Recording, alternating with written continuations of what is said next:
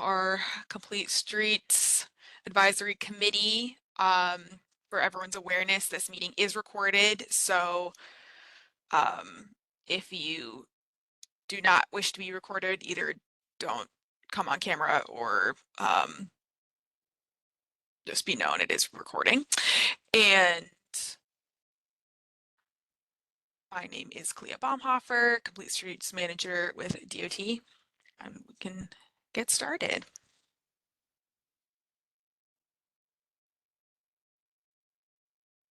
Okay, so our agenda for today, we are going to go through some introductions for the advisory committee team.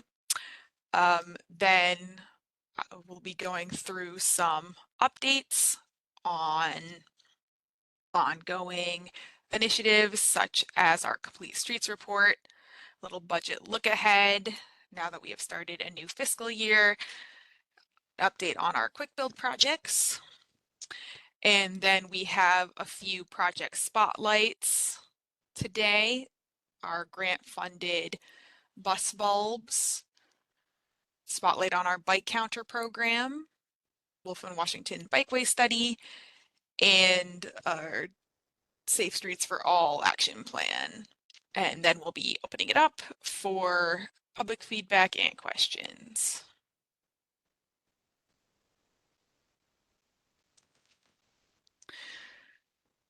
So just to go through the participating agencies that are required for the meeting, we have Sean Eames from Fire Department, Jason Wright for Housing, Kristen Ahearn for Planning, Yolanda Winkler for Public Works, and then myself for DOT. And thank you to other partners for joining as well. But these are just the required members.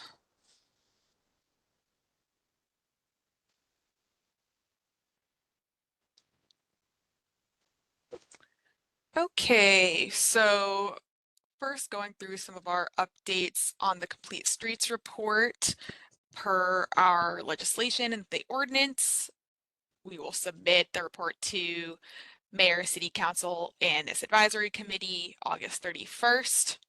And just like our past reports, this report will subsequently be posted online. So the data collection and data compilation is largely complete, involving gathering data for some of our metrics over the past 2 years to compare to the prior reports that we've put out. And our consultant team has begun mapping, just showing where projects have occurred over the past 2 years and just taking a little deeper dive into the data that the report will cover. So that is coming along well. I'm very excited to report. Then I wanted to take a little look into our budget look ahead and some just exciting Complete Streets related initiatives that were funded through our CIP program this year. Given that the new fiscal year has just begun, it's top of mind. So one item is some Complete Streets studies, and this consists of some planning studies to further the implementation of the Complete Streets ordinance and manual. That will include looking at city streets and identifying what typology per the manual each street should be considered.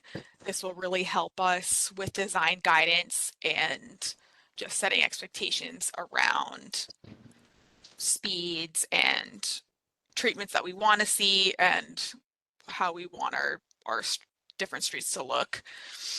We will also, within these studies, be doing just sort of a more general speed study and looking at the speed limits on our streets and making sure they're appropriately designated, and looking at if there are speed limits that are set too high, lowering those.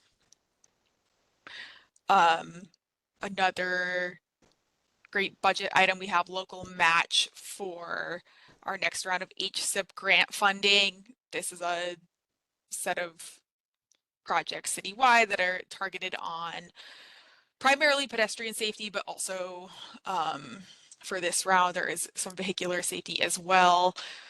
We're looking at adding some left turn designation, adding higher visibility signals with high vis backplates, just for they've shown better compliance nationwide.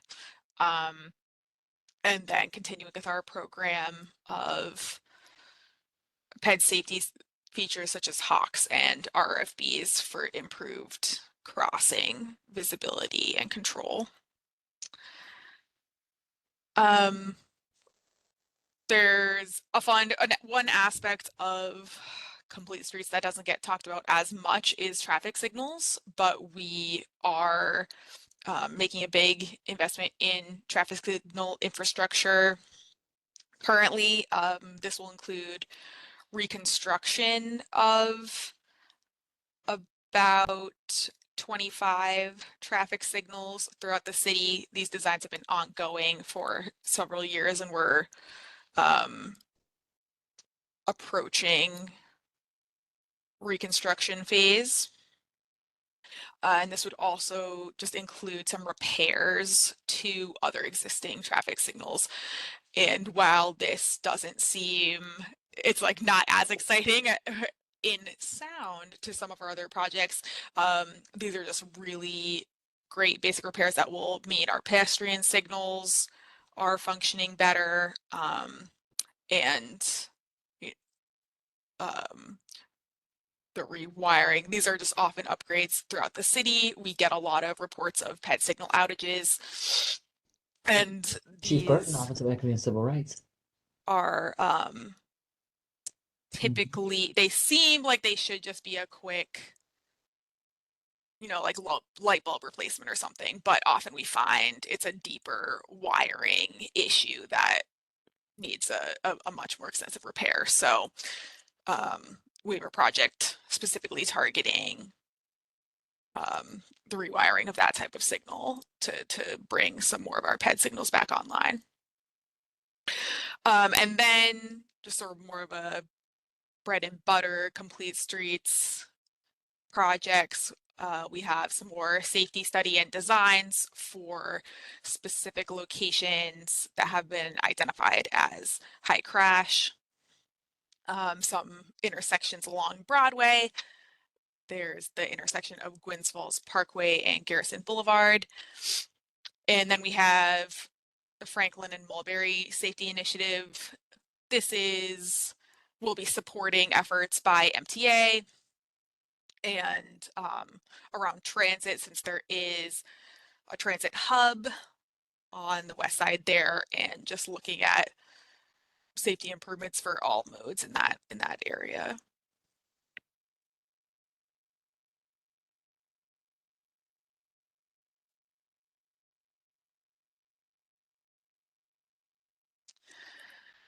And then just a quick update just on our continuing quick build program. We're deploying citywide, just some of our quick traffic calming efforts. You see here, we have Frankfurt and Walther intersection treatment. This was just highlighted as a high crash concern for folks turning in. So one of our more standard just bump out treatments to encourage slower speeds for turning and narrowing the roadway. And then in the lower left here, we see this is a curve safety treatment at Parkside and Edgewood.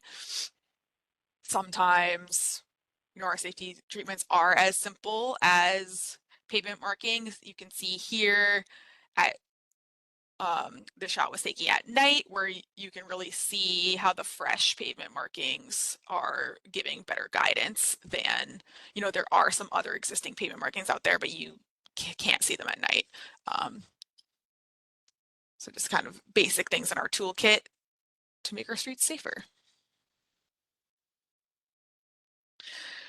So now I'm going to take a little bit of a deeper dive, this project spotlight on this grant funded STIG. It's a STIG grant, which is a state transportation innovation grant for our bus bulbs. So this is a grant to upgrade some existing Clea bus bulbs that were installed along Harford Road as a pilot to full concrete bus bulbs. So you see here, this is out on the streets today. This is at Harford and Hamilton. There's actually, so 2 locations at Harford and Hamilton, and then 1 at Harford and Echodale. So the this grant is to upgrade this temporary condition into more permanent concrete material. Should be a little more attractive, won't be subject to wear and tear, and just to formalize the condition out there. Today, folks have to go down and come down to street level and then come back up the ramp onto the bus bulb. There's a few different variety of designs that can be used, but at this Harford and Hamilton, the bike lane will ramp up and ramp down, so they'll have to yield to pedestrians crossing over to the bus landing platform. And the design here is complete, so we're now working on bringing a contractor on board, so likely installation next year. I did see a quick question about these. We'll come back to the questions at the end. Okay.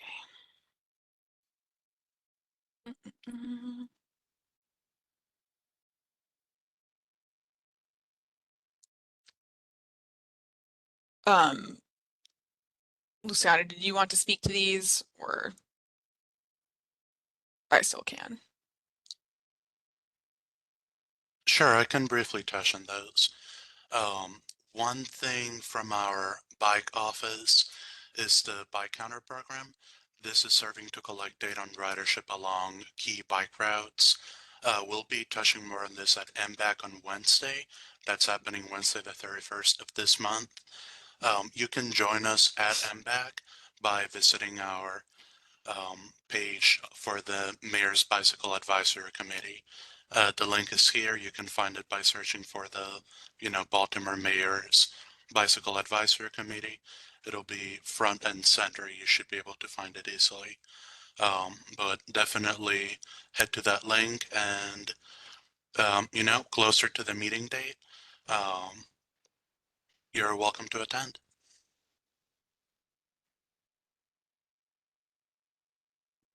Great. We're excited to get a little more data collection going.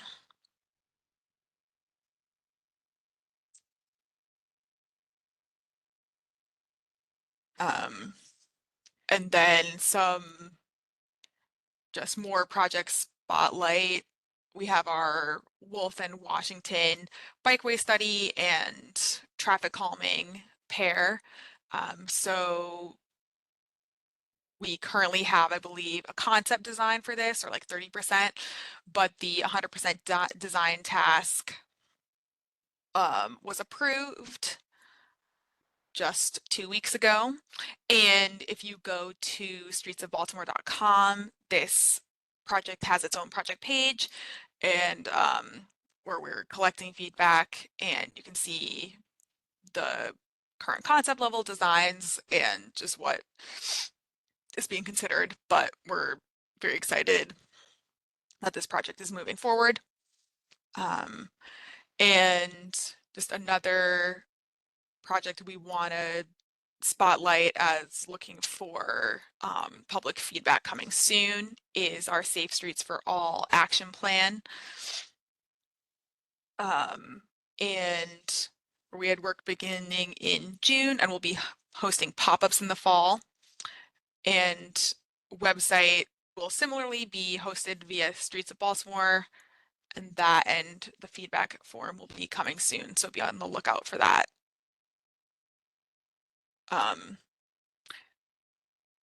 Shayna, sorry to call you out, but do you want to add anything to that, or otherwise I can just turn over questions to you later. Sure. Hi, everyone. I'm Jane Rose. I am the Towards Zero planner at Baltimore DOT.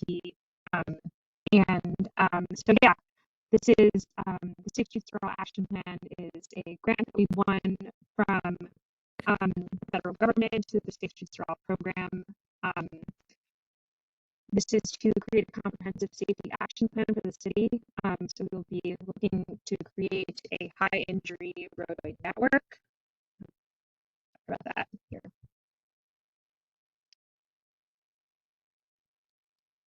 Sorry about that, everyone. Can people hear me now? It's a little bit better. You might want to go off video. Could be, this might be your connection. Okay. Cool. Okay. Anyway, so That's better. thank you. Our Safe Streets for All action plan will be a comprehensive citywide safety plan where we will be developing a high injury roadway network.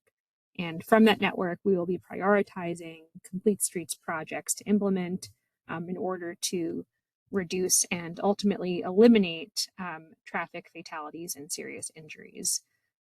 So we have begun that work with our university partners. We're partnered with the University of Maryland, Morgan State, and Johns Hopkins. There is going to be a crowdsourced community map that will be coming online. So we hope to get that up by the end of the summer. And so you'll be able to input your own safety concerns wherever you experience them throughout the city through a variety of transportation modes. More information just on the project overall will be available soon on Streets of Baltimore. Fantastic. Thank you.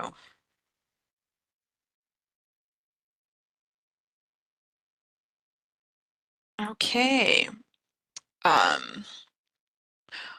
Well, with that, we have made it over to public feedback and questions. So going to open it up. I see there were a few questions in the chat. Luciano, if you could, I guess, read the chat questions, and then if folks either continue to put your questions in the chat, or you can raise your hand if you prefer to speak live. Sure. One question from Eli. That is, are the C-Class reusable? Can they be moved to other locations?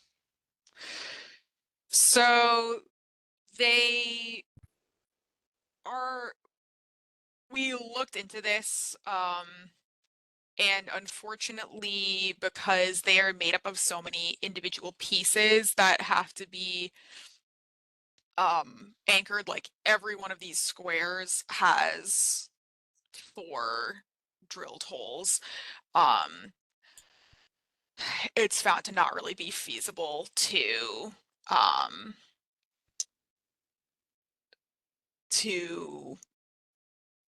reinstall them. We're just concerned that the wear and tear they've experienced they'll not really be like ADA compliant, etc. for reinstallation. But it is a great question. We looked into it, but yeah, not possible.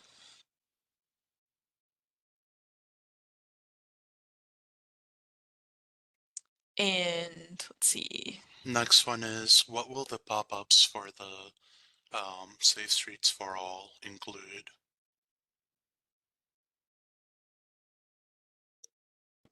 I can answer that. So our pop-ups will be largely about crowdsourcing safety information. So it will be facilitating people to, input their own concerns into the community map that we will be working to gather.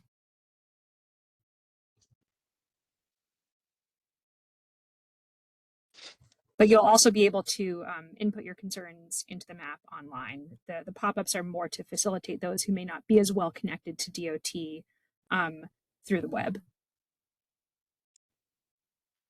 All right, thank you. Great. All right. Hassan, I see you have your hand up. Or, I'm sorry, Omar Hamza. I apologize.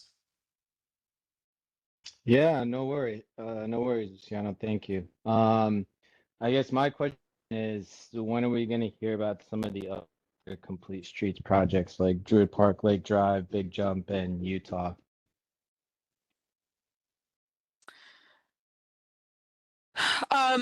That is a very good question. I know Druid Park Lake, oh no, Big Jump, excuse me. There is, we're working on bringing a consultant back on board to have work kick off again,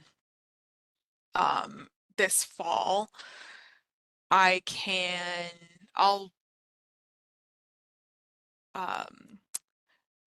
Druid Park Lake Drive overall, the timeline is still a little further out, as the additional funding and sort of planning phases are moving forward. And sorry, what was the third specific The one you last one mentioned? was for Utah. Right, Utah right. Place, Utah Street. Mm-hmm. Okay, yeah. For those specifically, I can reach out to our planning folks, the PMs on those projects, and I guess let them know that there's interest in hearing an update on them and can work on getting them featured. Yeah, I mean, I'm speaking just also on behalf of the Madison Park Improvement Association here because we touch Utah, so I'm not sure if there's going to be a restart of community engagement or where we're going to pick off necessarily. So I'm curious where we're going to start so that we can make sure folks in the community are aware of what's going on. Definitely. And as for the big jump, just the one comment I have is I know there was a point of contention at one point in time about putting concrete barriers along it, but I noticed for North Avenue, that detour there are brand new concrete barriers for that detour bike lane. So I'm hoping that means that we can look into hardening the big jump as well, because that, as I'm sure many folks know, those barriers are a perennial issue where they keep getting knocked over or pushed over by winds. So. Yes. Yeah, we are looking to upgrade, and I believe we have a grant. That's what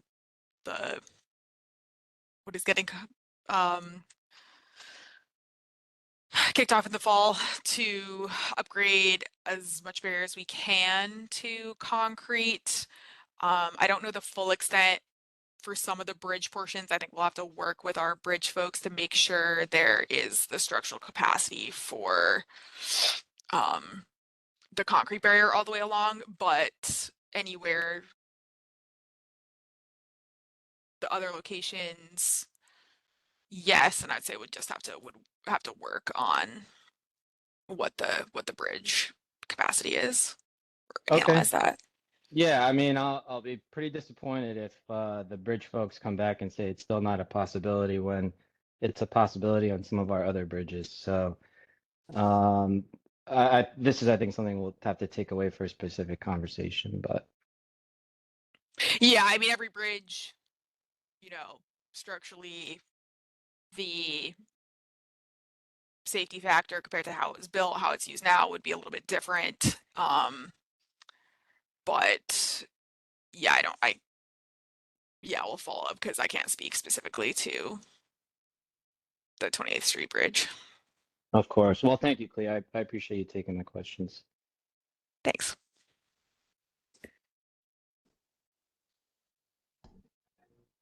Clea, can I just say something about concrete barriers? Absolutely. Okay. The concrete barriers are usually designed when you install or construct a bridge because you have to look at the moments and stresses and the dead weight of the bridge itself. Once a bridge is constructed and you have, let's say, metal railing or something, to put a concrete barrier, it is not easy. Uh, Other thing is when you have certain kind of bridges like arch bridges, which you see the bricks kind of add up to make an arch, and then you put a dirt on it. And if you want to install the concrete barrier, it's only effective if you kind of nail it down to the slab. So you have to construct a slab, and it depends on the height of that fill. If there's not enough height, you really cannot put a slab. So to attach a barrier to the bridge, that's the only way they are effective, because if something hits, barrier can deflect even if they are concrete. So you have to attach them to the something rigid, and that sometimes is a big problem, depending on what kind of bridge it is. That's all I have to say. Thank you, Hassan. And I guess it doesn't necessarily have to be concrete. What I'm really trying to raise is that the existing situation does not work, and we need to find a solution for it. So if it's not concrete because of limitations to the construction of the bridge, then something else really has to be done and looked at, because quite frankly, it's unacceptable the state that it's in, and it dangerous conditions for both cyclists and drivers, especially when they blow over and folks don't know where it begins and ends. Okay, Umar, can you tell me what's the problem? What's out there and what's the issue?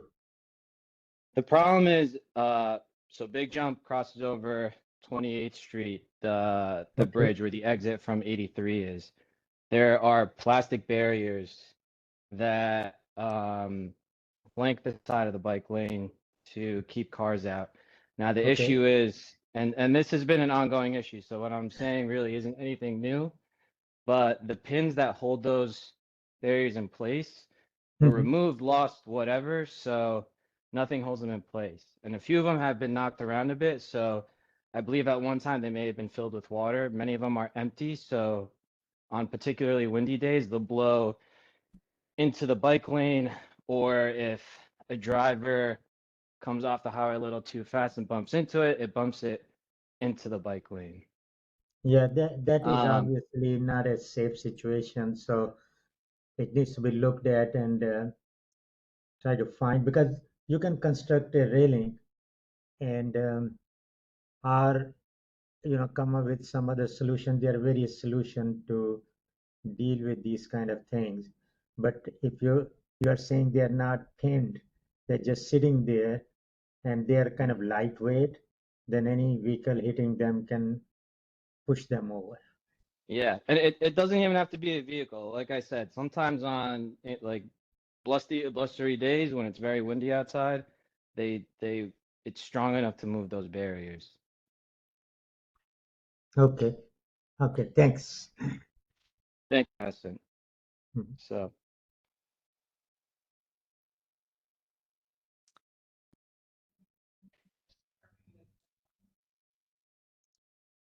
Yep, thanks for that, Omar, and definitely looking forward to finding an alternate solution. All right. I see that Jason Wright. I was just also going to kind of speak to that point because I had seen conversations going on at various places on social media and around town about those concrete barriers on the North Avenue Bridge. And it kind of made me think about kind of the consistency of messaging and the consistency of the standards that we apply for this stuff. And I think it's always important to not seem like you're giving different answers to different circumstances. Is it true that sort of when the planning for that whole development was being put together, DOT said that it was, from an engineering standpoint, impossible, and that it would be unsafe to put concrete barriers up there?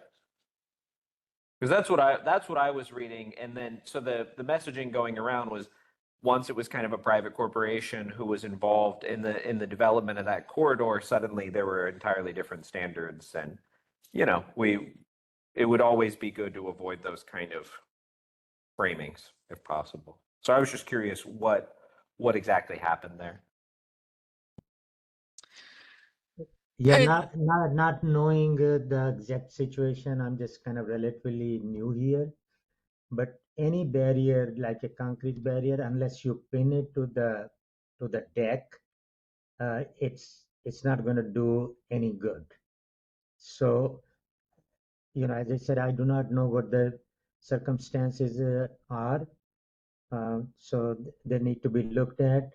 And if a bridge engineer is coming back and saying that, there's no solution or you cannot put concrete barrier, what I'm thinking is that the barrier cannot be pinned on that bridge because there may not be you need to have a slab in order to pin Oh it. yeah, I'm speaking specifically to a circumstance where like the initial assessment was that it could not be done, and then it's the work's being done right now.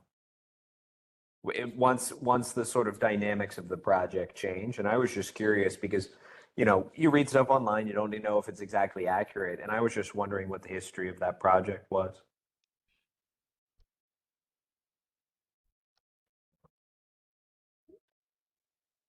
If anybody knows, I can always take the answer kind of offline, an email or anything like that as well. Yeah, that's fine. We can look into that. I don't specifically know what the decision making was around like identifying the exact barrier type. Sure. But Just curious. yeah, appreciate the question.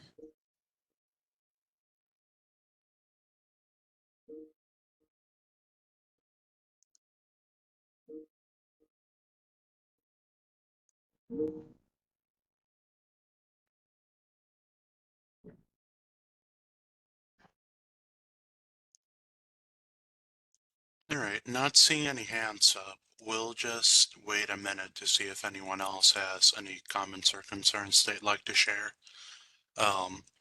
We will look into the issue of the concrete barriers, just kind of to determine what the thinking was.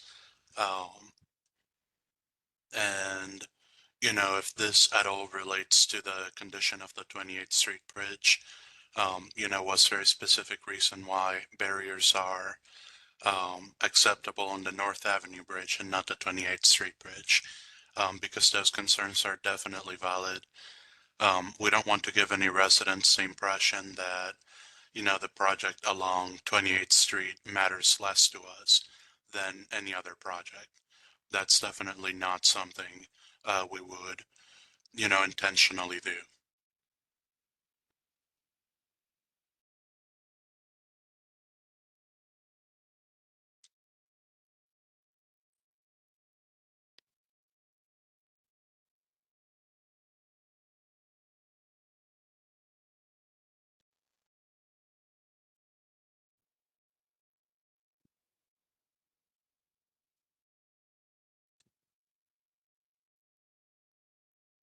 All right, not really seeing any more comments or hands raised.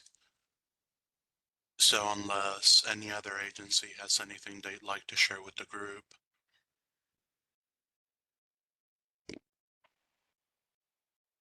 It looks like we could go ahead and ask for a motion to adjourn early. Yes. All right. Does any commission member want to motion for us to adjourn early? I guess I'll make the motion to adjourn early and just ask for a second. I'll second the motion. All right. Well, thank you so much, everyone, for joining us. All your feedback is appreciated. We'll go ahead and, look into your concerns and share all of this internally with our staff at DOT. Again, thank you all for joining, and we hope to see some of you at MBAC on the 31st. Thank you. Thanks very much, all. Have a good day. Bye-bye.